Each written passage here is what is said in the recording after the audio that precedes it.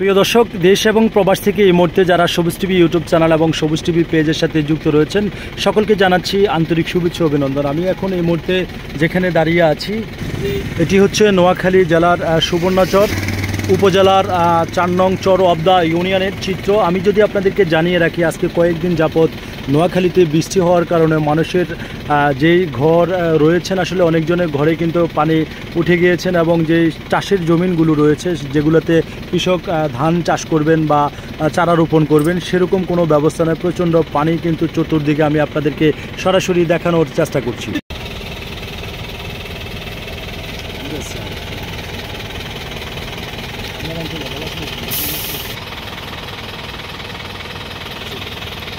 এখানকার পরিস্থিতি যদি আপনাদেরকে একটু দেখিয়ে রাখি, সেটি হচ্ছে অনেক ঘরেও কিন্তু পানি উঠে গিয়েছে। আমি দেখানোর চেষ্টা করছি এই মুহূর্তে সরাসরি।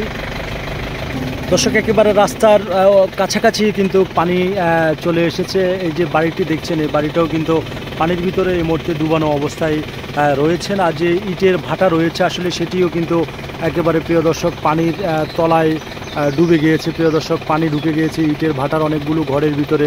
পানি ঢুকে গেছে ইটের ভাটার যেখানে শ্রমিক থাকে, সেই ঘরগুলো তো প্রিয় দর্শক পানি উঠেছে। আমি আপনাদেরকে সরাসরি দেখানোর চেষ্টা করছি। দর্শক, একেবারে রাস্তার কাছাকাছি কিন্তু পানি জমে গিয়েছে। আমি যদি আপনাদেরকে দেখানোর চেষ্টা করছি, প্রচণ্ড পানি চতুর্দিকে।